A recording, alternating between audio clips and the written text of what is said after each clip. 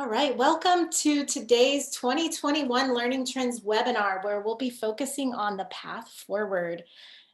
Thank you for everyone who has joined, and we see that we have some newer folks to the Tier 1 network. So just a little bit about Tier 1 performance. We help organizations activate strategy through their people. So a lot of times that ends up being here in the learning space, but it can also be related to change and transformation. But anything that can help ensure that your people have the mindsets, the skill sets, the alignment, and that performance experience to bring your vision and strategy to life, we love to dive into. So again, for those of you new to our webinars, we're so glad that you joined. For those who we consider our friends and clients, we're so glad to have you back with us here today. So before I jump in, just a couple of housekeeping items. We will be recording the session today. So if you have to jump early or miss anything, you'll receive a link to that. We will also be saving time for Q&A at the end. So you can either use the Q&A feature or you can drop it in the chat as we go. We'll be gathering those and collecting them. And we hope to have a active chat today, because part of, we miss the in-person sessions that we used to have in different regions. So this is just about as much about you connecting with the other folks on the call. So feel free to introduce yourself.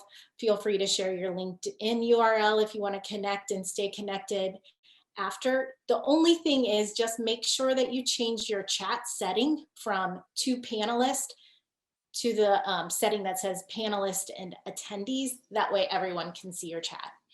So, and then as you have seen in the chat at the end of today's session, we will be sharing more about XLearn. We know that a lot of you are in the learning and performance space and have either attended XLearn conferences that we've hosted in the past and wanted to share a little bit more about what we have planned for this year.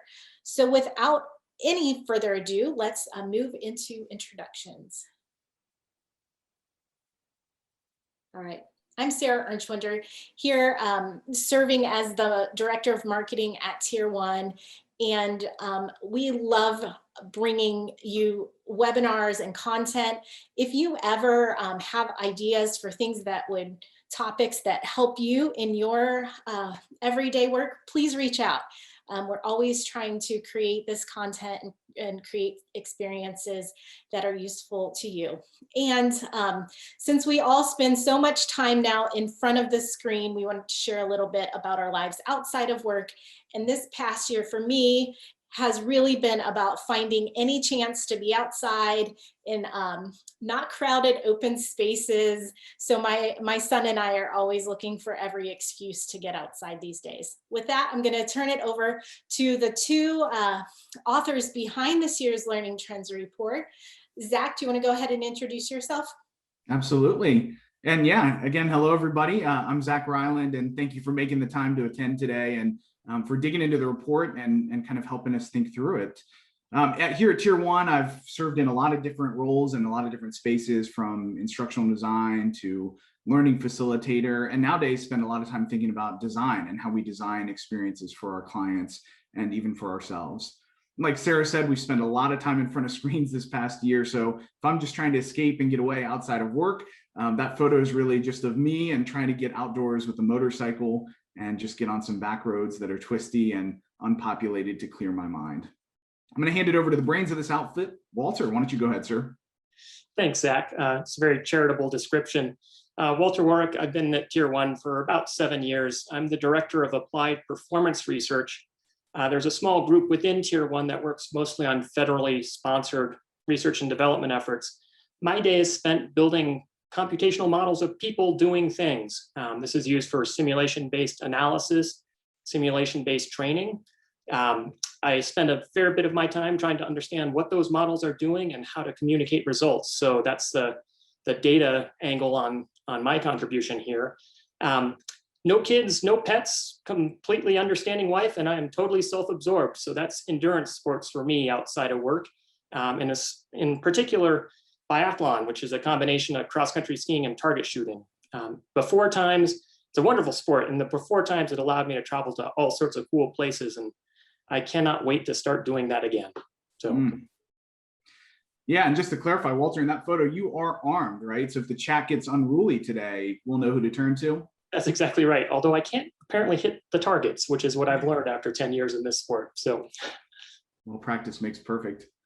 All right, folks, well, we know that there's a great deal of you here kind of in the meeting, and we won't get a chance to go around and do introductions, but we did want to give you the space to just kind of share who you are and what you're up to as a way to just connect with each other a little bit further. So we're going to use a tool called Mentimeter for that. If you've used Mentimeter before, you know you can open it up in any browser. So we've got instructions here that you can grab your phone. You could also just put this up in, in your browser if you've got a separate window open besides this Zoom meeting. We're going to ask you to go to menti.com. And then on the next slide, I'm going to display a code or even just a QR code that you can scan with your phone or that you can type in when you get there. And I believe Holly is also going to add to the chat just a direct link. So you've got a couple ways to get there. So again, menti.com, that could be with a phone, could be with a tablet you've got nearby, could just be on your computer. And when you get there, you're entering the code 8596-8916. And again, you could also just scan that QR code.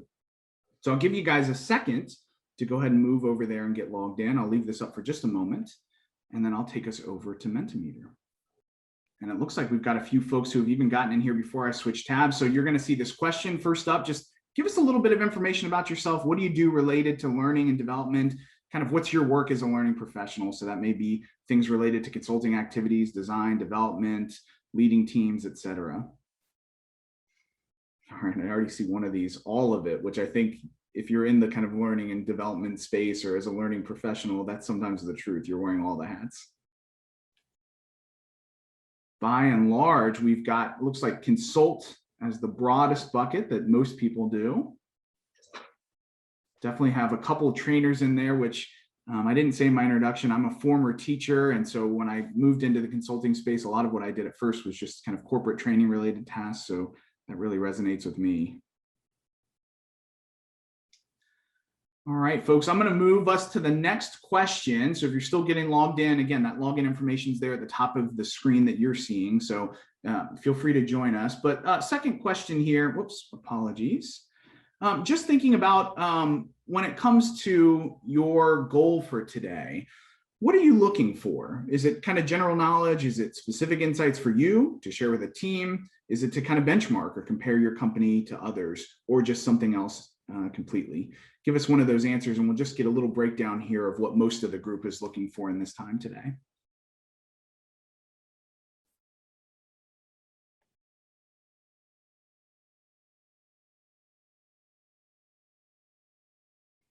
All right, and so far, obviously with a webinar and with a report that's focused on trends, looks like over a third of you are just here for general knowledge trends, kind of pick up what's new and what's on the horizon. But it does look like there's about almost another third that's here for insights to compare their company to others is kind of the third place selection. So I think we'll be able to accomplish almost all of these today.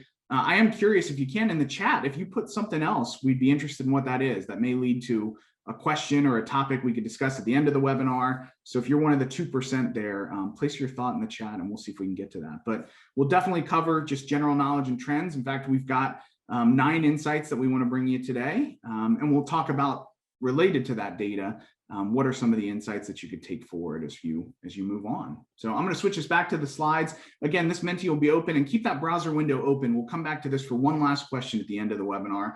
So keep it open on your phone or on your computer, wherever you've got it.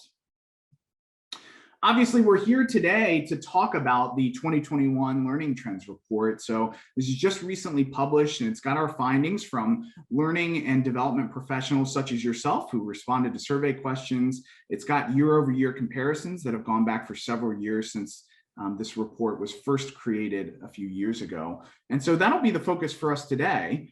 And just as we get into the data, it's probably helpful. You're probably curious to know who responded and who's bringing you some of the data and the insights included. You can see a high level breakdown here. Various fields are represented from the learning and performance space. So by and large, the largest group fell into kind of that manager or director space, but also you can see VPs are there, trainers and facilitators are there, CLOs are there. And there's even some others, which sometimes include just related areas in the business, HR, IT, talent, so on and so forth. So it's a pretty good breakdown of all of those in the learning and professional space. With that being said, we're going to try to do 3 things in our time today. We do want to give you an overview of the survey data. We want to share some of our perspective. Obviously, as you see some of the trends, it kind of sparks a conversation for us within Tier 1, and we start to have different ideas. And we want to leave you with just one area of opportunity for use immediately. We'll do that by kind of prompting your reflection at the end of each of the insights we share. And like I said, at the very end, we'll come back to Mentimeter just to try to hone in to one thing that you can take forward.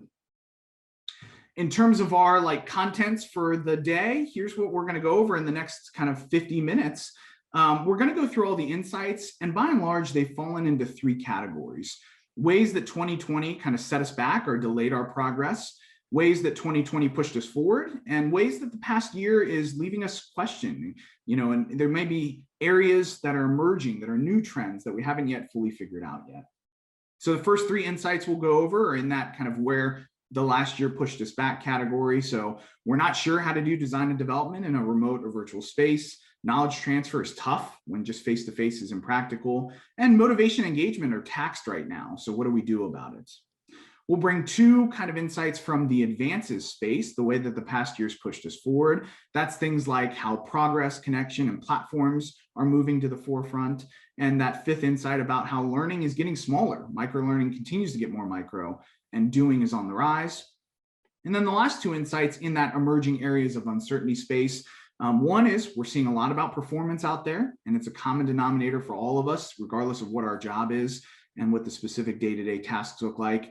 And then that last insight, data and prediction are the future, but they start with measurement. So we'll dig in. We're going to go through each of these insights one by one, share a little bit of our perspective, give you space to reflect, and then that will be time for Q&A at the end.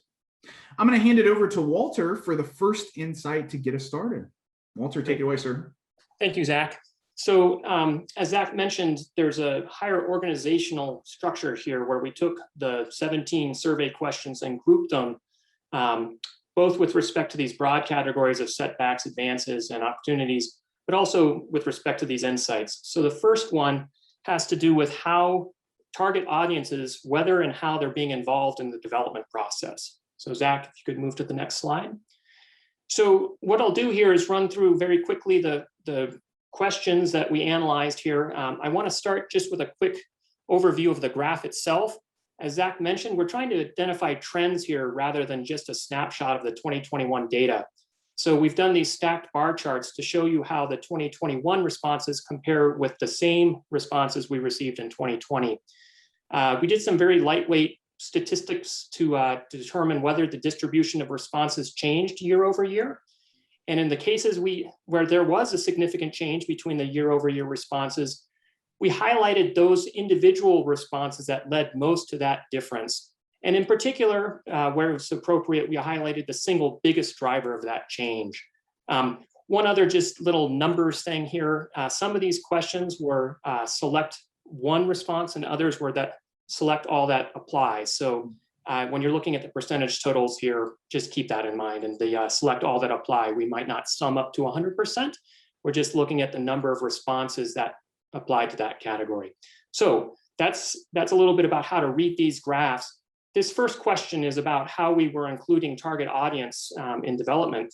And the biggest change here we saw over 2020 was the sometimes it depends on the initiative. Both always and usually tailed off a little bit compared to 2020. So this is the first hint that there's something going on this year that's shifting. Zach, next slide, please. So which of the following methods do you use to include the target audience? The biggest downtick here was an other, which is not terribly helpful, but the one that was perhaps a little bit more suggestive was the observation or job shadowing. We saw a downtick there. So next slide, please, Zach. How often do you include your target audience in the development process? Again, we see a big uptake here in the never, and then downticks in the always and usually. So it looks more and more that the target audience is not being included, or at least not as compared to 2020. Next slide. And then we asked how the target audience was being included. And here, the results are perhaps a little less intuitive. There is an uptick in reviewing drafts, as well as some in usability testing online. So summarizing, Zach, next slide here, trying to pull these threads together. I'm going to start with the figure on the right there. That's Archimedes talking to a Roman soldier right before he's killed during the sack of Syracuse. And Archimedes famously said, "Don't disturb my circles." Archimedes was such a good scientist that he was consumed with that work. I am not Archimedes, obviously. And it's very hard for me to look at those results, look at those data, and not think about the chaos of 2020. So a lot of what we're looking at here smells like COVID to me. I don't want to overstate that, but in particular, when we talk about how people were collaborating and how we were all forced immediately into virtual spaces that we'd occupied before, but never as fully and never as much by necessity, it's hard to get away from that. So that's the grain of salt for the interpretation here.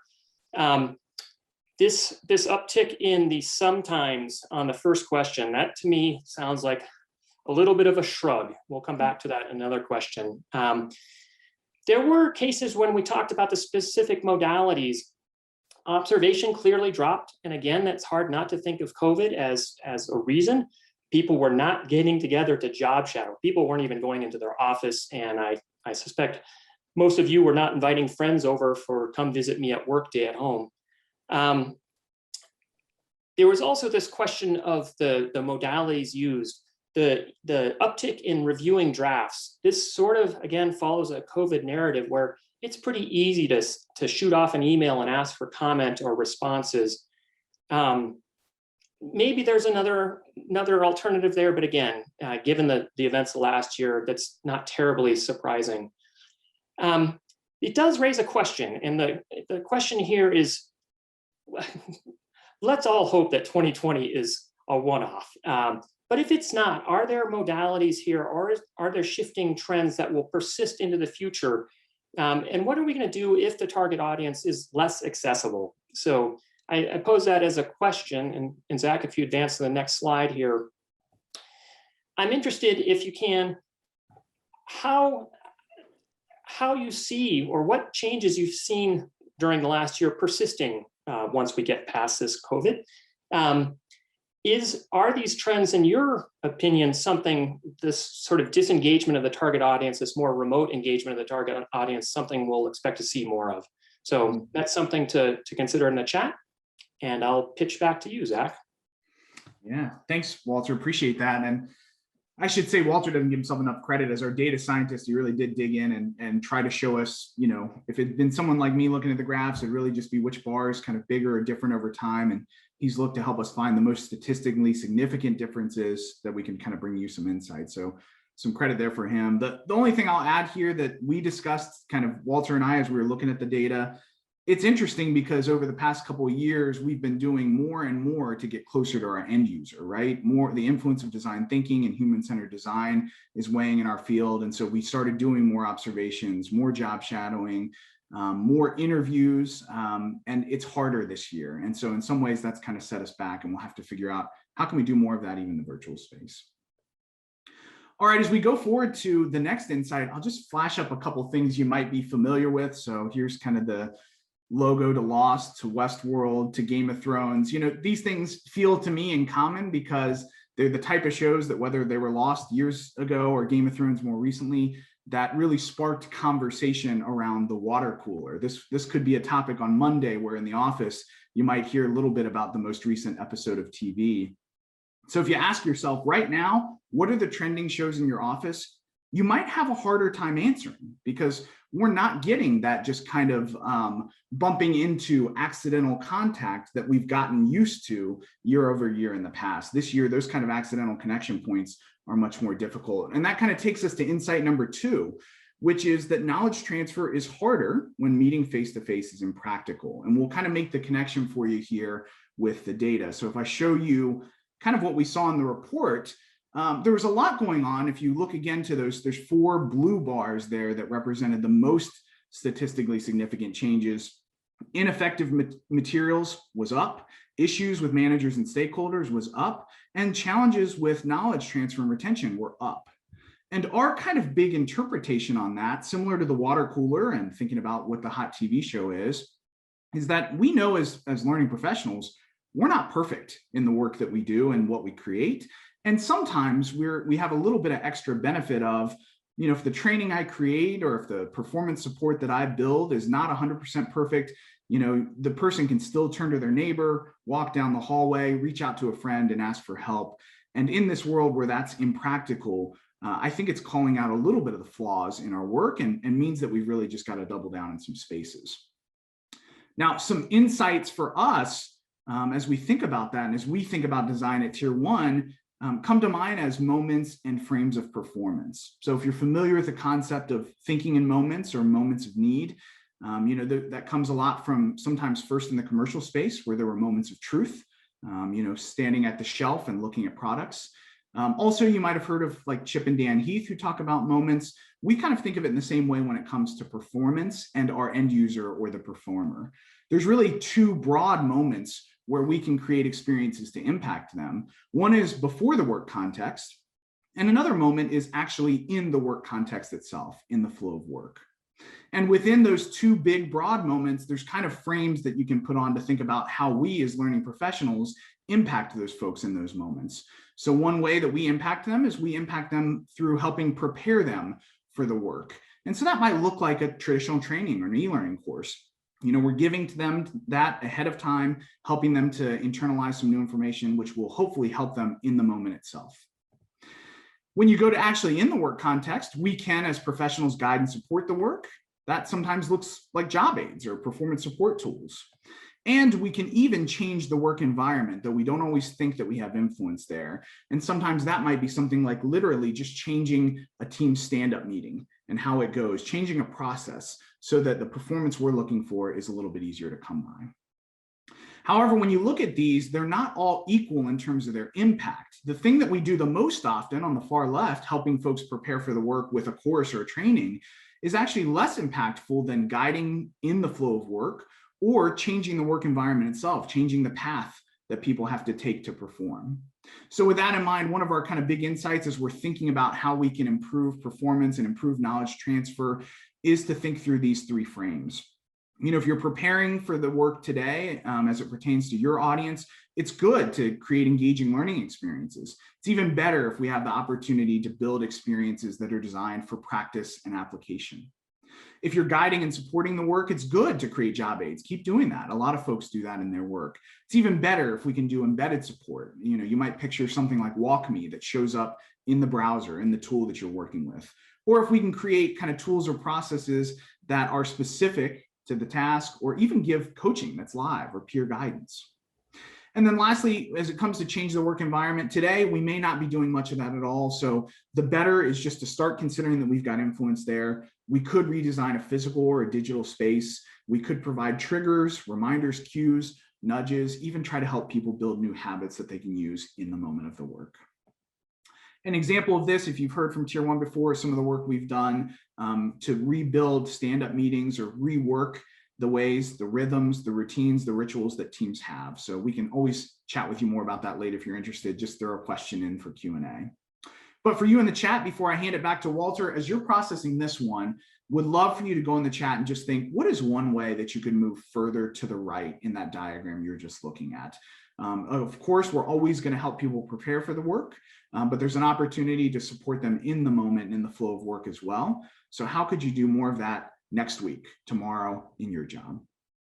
All right, I'm going to hand back to Walter for insight number 3. Walter? Okay. Thanks, Zach. So again, another possible setback here that we were observing in 2020 data, or 2021 data, motivation and engagement are low. Training and efficiency needs to be high. So Zach, next slide, please. So we asked you all, what challenges do you face when you try to help these learners build skills? So year-over-year comparison here. First, the problem of time. This doesn't seem to be a time crunch. I mean, there's still significant reporting that time is always precious, but apparently less so in 2021, go figure. Uptick in a concern about ineffective training materials, and a big uptick in a concern about motivation and engagement. Next slide, please, Zach. So this leads us to this problem of promoting engagement. Again, to keep things fresh, I like to refer to 2,000-year-old stories. So the figure on the right there, this is Psyche before Aphrodite, as she's delivered the first impossible task that Psyche must perform to see Eros again. Here, Aphrodite is commanding her servant to pour out just a mixed bowl of seeds, millet, sunflower seeds, who knows what. And Psyche has to sort these seeds. It's an important task if she's ever to see her lover again, but it's incredibly tedious and it's impossible. The story ends with a bunch of ants coming in to help her sort the seeds. So there's a sort of a happy ending there. But what I see, fast forward 2,000 years to now, we have this pernicious cycle. We've had the last year, on the one hand, too much time on our hands. Everyone's tired, everyone's been sort of wrung out. And then if you're asking people to go engage with simple or compliance style training materials, this is just a perfect recipe for disengagement. So this has led us to think a little bit more about the training experience. It's not just the content, it's not just the tick boxes or the updates in an LMS. It's the training itself and how it's going to be received. And again, I don't want to overgeneralize from the experiences of the last year. But we really, in general, need to be thinking about making these training experiences lower friction. No one has to go searching for a URL or a login that they don't have. All of these things are impediments to effective and engaging training. The training itself, obviously, I mean, among learning and development professionals, this is mom and apple pie, but we need to be targeting real needs. We need to be, if the trainers are going to invest, the trainees are going to invest the time in the training, it should support them. It should help them in some real way, rather than just another tick box in an HR report. Similarly, grounding the training in a user experience, understanding it from the user, understanding how the training might actually promote their work is very important. And much like the ants that sorted the seeds for Psyche, we shouldn't undersell just the sort of basic things we can do to help learners get their learning better. This is part of the lower friction, but it's also not overlooking practical, simple steps. It's easy to get lost in the possibility of all the goodness that follows from effective training, but that shouldn't come at the exclusion of, again, focusing more directly on the learner and what they need to do to have a better learning experience. All right, Zach, next slide, please. So this is a question, and I'm teeing it up for a later insight we'll discuss, but I am curious among all of you, what you do to track learner engagement. How do you know when these, especially in a virtual space, when training is being delivered and taken, whether it's accomplishing, if it's engaging the learner in the right way? And again, I'm not so much interested in just the LMS level compliance, who took what and when, but whether the training is being well received. If there are specific things you as learning and development professionals identify or operationalize to make that assessment. And again, we'll pick this thread up a little bit later on in the webinar. Zach, back to you. Appreciate it, Walter. All right. Well, if I move us forward, then insight number 4 for us moves us into the advances space. So again, those first 3 were about how 2020 made things more difficult for us as learning professionals. These next 2 are kind of the ways that we got pushed forward in a good way. And so insight number 4 is about how meaningful progress, connection, and platforms matter. And honestly, they've always mattered, but they're mattering more this year, and they're kind of putting our attention on it. So we'll look at the data there and what they're showing us. So if you look at question 5 from the report, what methods will you or your organization use to deliver training in 2021? Obviously, the biggest thing that happened is that face-to-face instructor-led training is down. And that wouldn't surprise any of you. I would imagine that if you're anything like Tier 1, you've spent a lot of the last 12 to 15 months taking experiences that existed in the in-person world and making them virtual. thinking about how you could do virtual instructor-led training, virtual experiences, how you could create hybrid experiences that use maybe a little bit of e-learning or a little bit of a portal, plus a webinar or a discussion group or something like that. So you've probably spent a ton of time there. One of the biggest downsides that we're starting to see as we look across questions is that means we're missing out on social connection. Anybody who's ever designed an instructor-led training event, whether that's, who knows, for onboarding, for leadership, whatever, that you know that the networking and the bonds that you form with the group are part of the outcomes for that experience, not just learning outcomes. So while face-to-face instructor-led training is down, we're hunting for ways to use the platforms, which many of which are up, to kind of create that type of connection, to show progress, and to show people how to continue to have social and environmental connection, even though they don't get it face-to-face with one another. So some of this kind of goes to two mindsets that we keep top of mind for design when we think as experienced designers. One is design for the whole human, and I'm going to put the whole mindset up here, but we certainly won't read it.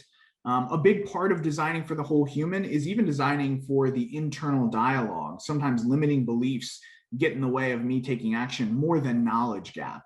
So designing for the whole human asks us to how we can think about those. Another mindset we use at Tier 1 is designing for individuals and social groups. If you kind of think individuals and social groups, two totally separate things. The way that I behave by myself and the way that I behave when I'm in a group meeting or with a team is totally different. So how do we take these social elements and also these whole human kind of mental, emotional elements and move them into our design? That's kind of a big focus for us as we think about how to adjust after 2020. And one way we can do it is by providing quote unquote intelligent systems. So if you've looked at a book like 9 Lies About Work, and you can find these types of themes in other places, you hear these types of lies or myths, like in 9 Lies About Work, they say that the best plan wins. And actually the truth is the best intelligent wins, because we can't rely on an annual plan, even sometimes quarterly plans, monthly plans, because the world's just advancing too quickly. So it leads us to this question of, if we go back to our insight, how can we provide a way to track progress, data, to see feedback, and to feed that social and emotional need? We can do it through new and modern platforms. And so some really quick examples here on the ways that technology and platforms have changed, even in the past, let's say 2 to 3 years. One is you'll see that there's kind of 3 big tiers of capabilities. And if I start at the bottom, the classic LMS still sits here with the way that we kind of track and store big portions of the experiences that we build. There's also the programs and content that kind of sit in the middle, which gives us a space to author or to space to store and organize content. And the thing that's been hot in the past couple of years at the very top is that layer that gives the learner experience. So LXPs are a hot phrase, that learner experience platform, because it can provide that front end that gives us a lot more functionality.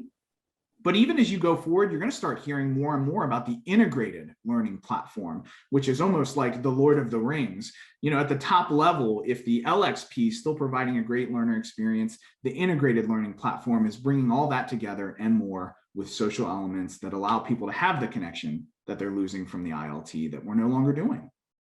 So keep that top of mind, the integrated learning platform. And the question for you just in the chat is, what are the platforms other than the LMS that your organization's leveraging today? Whether that's your intranet, whether that's things like Yammer, whether you have an LXP or an integrated learning platform, throw a couple of those names out there so that people can hear more about them in the chat.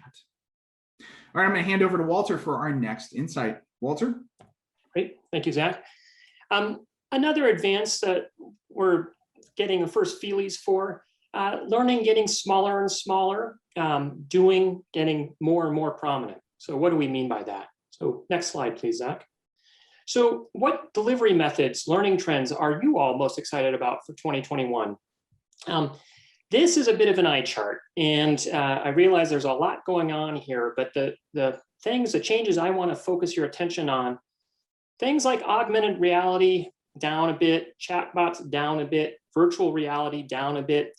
These are sort of technology heavy, immersive, fairly involved strategies, learning strategies. Things that are ticking up here a little bit.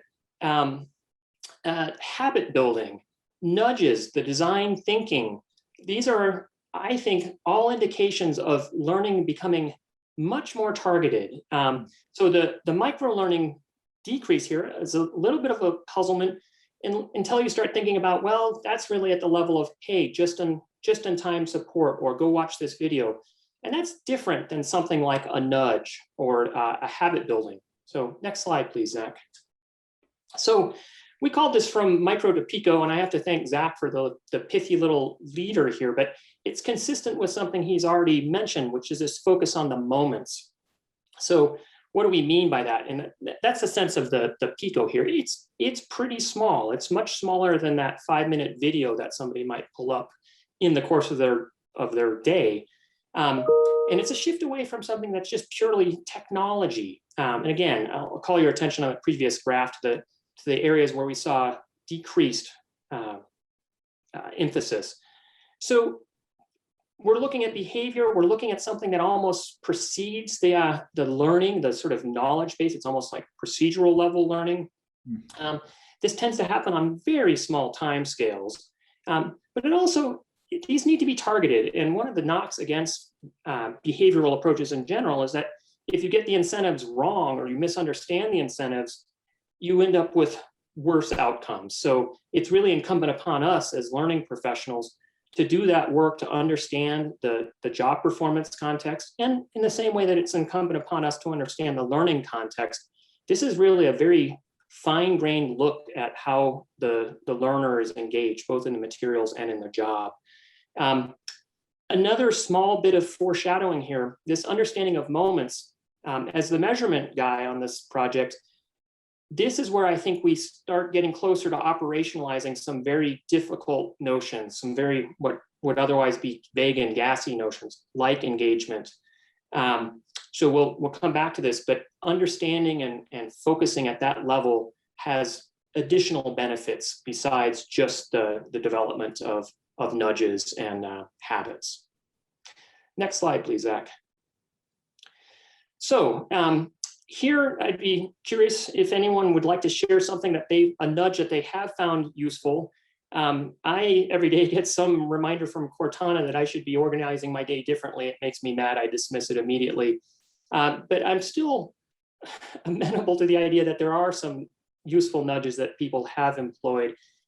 So if you have an example, specific example you feel like sharing, put that in the chat, and we'll see if we can pick up on some of that in the discussion. Zach, back to you. Yeah, thanks, Walter. I think the classic here that we reference in the report that I hear Dr. Will Thalheimer talk about all the time, the classic kind of environmental shifts and nudges, like when you go to the cafeteria and healthy foods are at eye level and the junk food's been moved way down by the floor, has a small but meaningful uptick in behavior change. And we didn't train people on what's healthy to eat or what's not. So there's probably an opportunity for us to take on more of that lens as learning professionals in our work. Insight number 6 for us was that performance is the common denominator. And this one's fun for us because if you guys know Tier 1 and you've kind of heard us on social media or in our own spaces in the past couple of months and year, we're kind of leaning into this phrase performance experience design because performance for us is the common language or the Rosetta Stone that kind of unites a lot of the types of work that we do across a lot of different teams for a lot of different business challenges when we still know that human and people performance is at the center. So if we look at the data, this question was related to the processes that teams employ.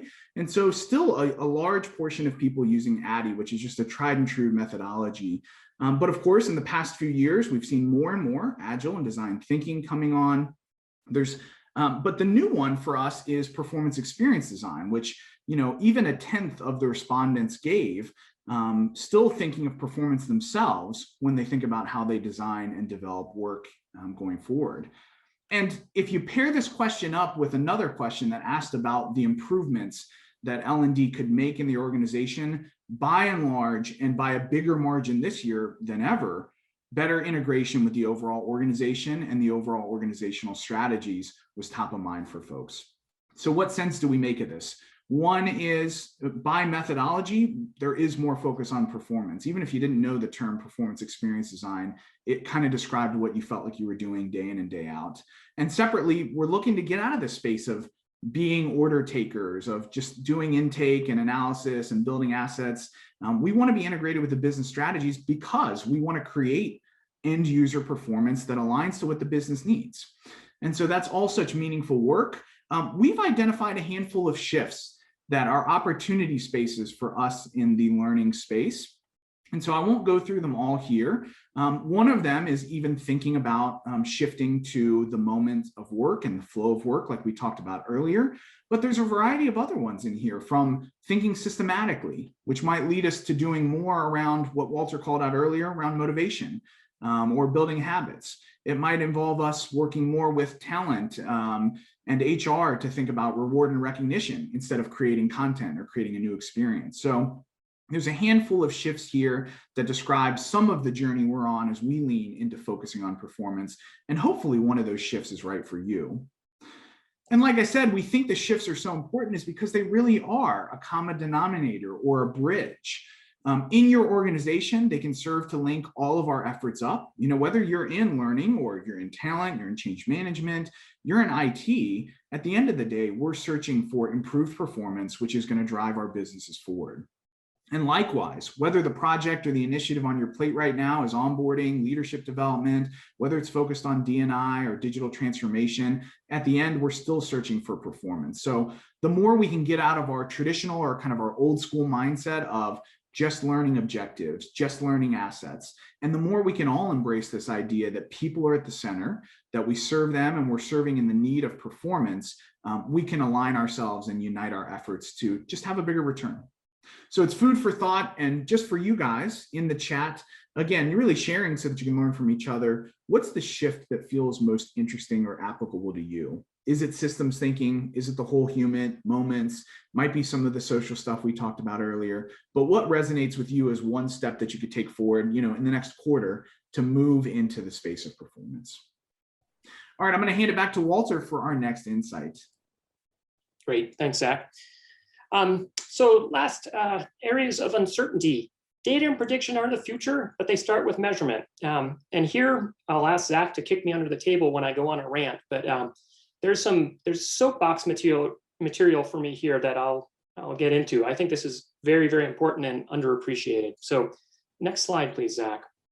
So again, comparing the 2020 and 2021 data, this was one question where there were no differences between the years, the year over year. I would say these are essentially identical distributions. And if you notice here, the biggest response is for somewhat successful. So what do we make of that? Zach, if you go on to the next slide. Every time I see a somewhat, I see a hedge. I see a response where somebody's not willing to dismiss the possibility that what they've done has been useful, but they're not certain of it either. This is kind of hold your feet to the fire moment. I also recognize that the kinds of things that we want to assess are often, there might be some obvious measures. There might be some KPI that improves after some initiative was rolled out.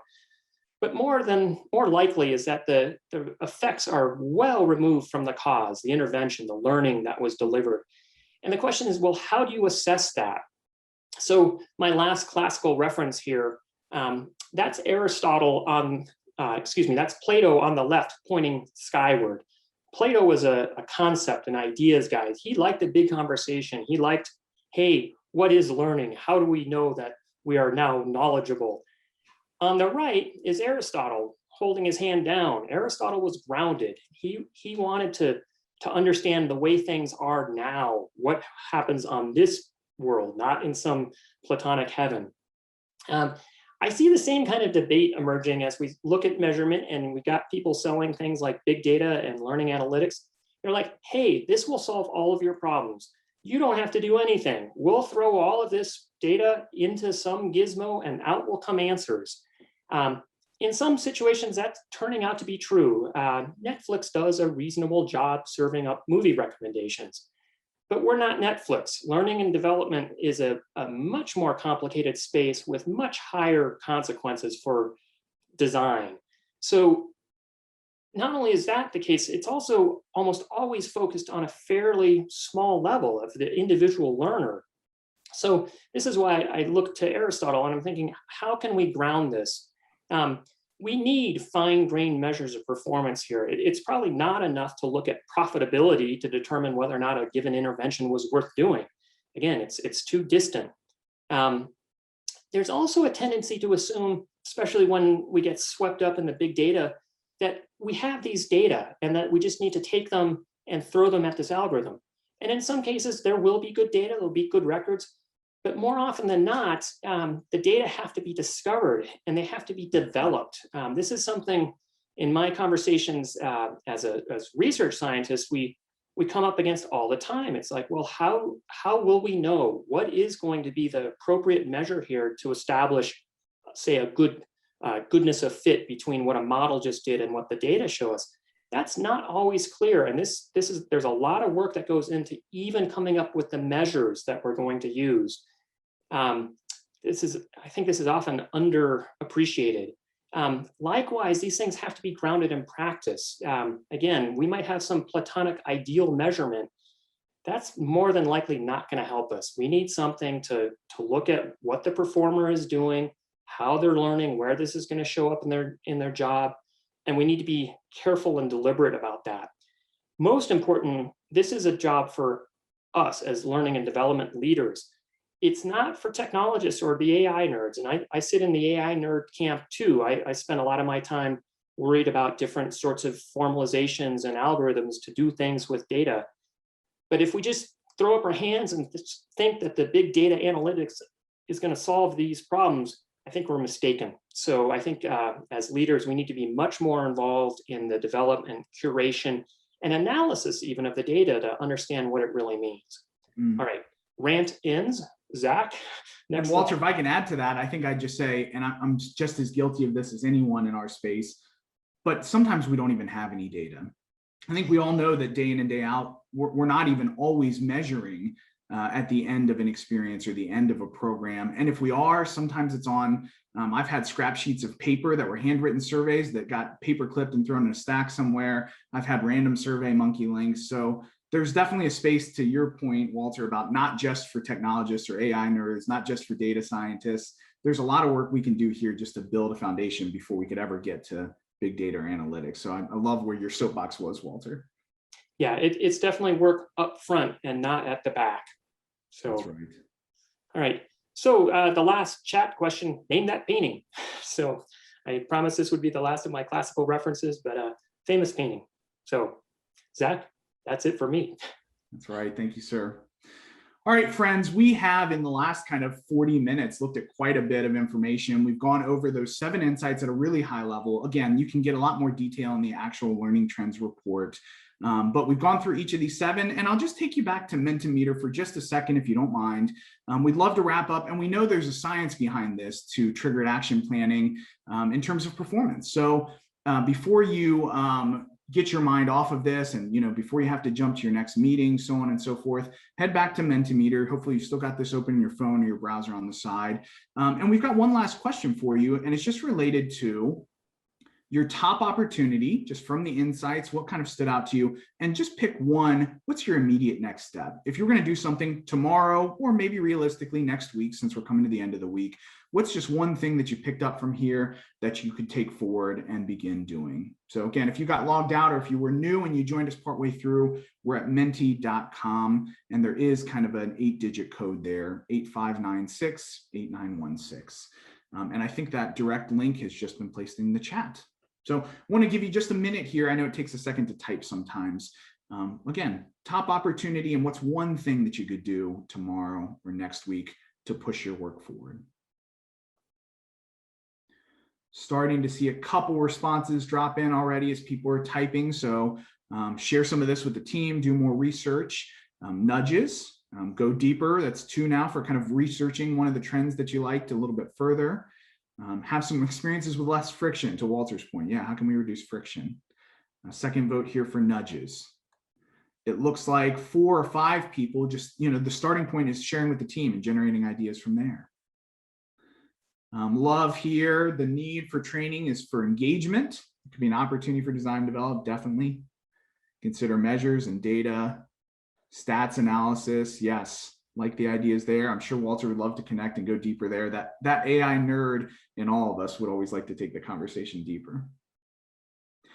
I'm going to give it just a few more seconds. And if you're still in the middle of typing, don't stress. We're not ending our session yet, but I do want to give some space for Q&A here at the end. So if you're still entering, we can share the exports of this Mentimeter afterwards. So please go ahead and place your thought in.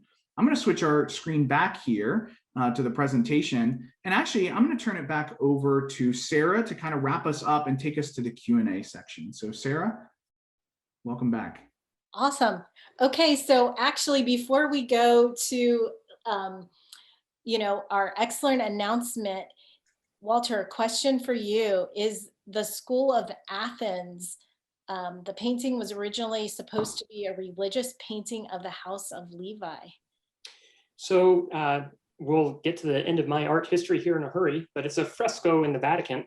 Raphael painted it, and so this is the center. This is not Christ, this is Aristotle and Plato, but they're surrounded by other classical era mathematicians and natural philosophers, I guess is the best way to describe them. So Ptolemy sits back there, Pythagoras sits back there, and it was basically intellectual history up into the Renaissance. So, and props to Dana, that was quick. Yeah, Dana, let us know your address and we will get you a little Yeti to celebrate that contribution. That's right, a parting gift. So let's jump back then. As we shared earlier, we are thrilled to open registration today for XLearn. For those of you who have attended this in the past, we are holding it in November, the 3rd through the 5th. If this is new for you, it will be, it's a conference and it's about all things learning and development, but when we really think about creating that as an experience. And we are just super excited. Will Tallheimer, if you're familiar with him, has joined the Tier 1 team. So we've been looking at sessions with him. Victoria Rogers is on our committee. She's been leading a lot of work around diversity, equity, inclusion, and accessibility. So that'll be woven in. And then for those of you who are aware of that Rapid LD in Atlanta has also joined the Tier 1 family. They have a lot of work in the learning experience platform space. So we're still pinning down the exact sessions, but a lot of really exciting things to come. And when you register, there is an opportunity for you to give us input into what you're hoping to get out of this year's experience. So thank you for joining us today. The registration for XLearn is in the chat. We'll be sending the recording along with a link to the Learning Trends report. And again, let us know what topics are most helpful for you in the future. And we look forward to connecting back here with you again soon.